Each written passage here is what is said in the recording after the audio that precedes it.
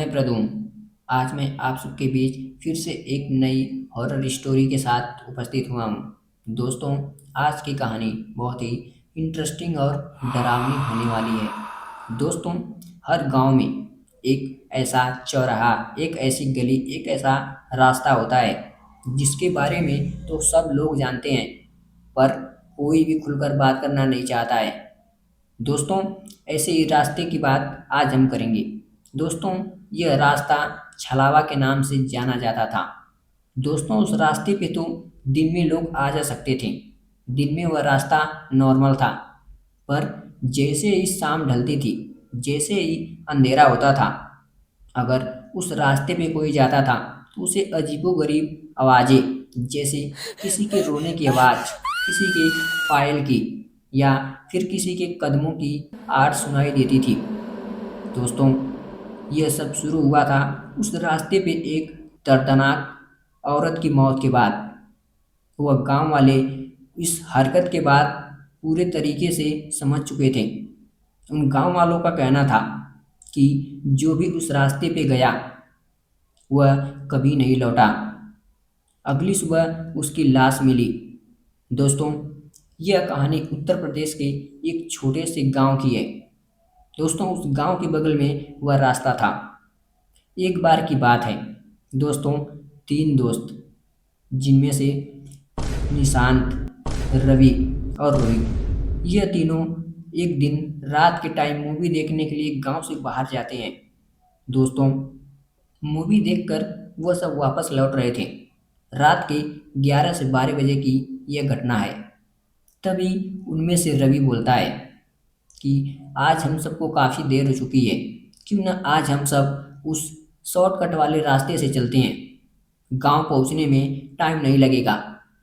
दोस्तों, वह सब बिना सोचे समझे अपनी बाइक को उस रास्ते पर घुमा लेते हैं, पर वह सब इस बात से अनजान थे कि आगे उन सबके साथ क्या होगा। दोस्तों, वह सब कुछ ही टाइम उस रास्ते पर चले होंगे, तभी अचानक से उन सब की बाइक बंद हो जाती है। अब वह सब बाइक से उतरकर अपनी बाइक को देखने लगते हैं कि अचानक हमारी बाइक को क्या हो गया। दोस्तों, वह सब बहुत कोशिश करते हैं, पर उन सब की बाइक स्टार्ट नहीं होती है। उतने में रवि को थोड़ी सी दूर पे एक औरत दिखाई देती है, जो कि उसी रास्ते पे खड़ी थी। तभी रवि बिना सोचे समझे उस औरत के पास चला जाता है। दोस्तों, वहां पे जाने के बाद उसका चेहरा उसके बालों से ढका हुआ था।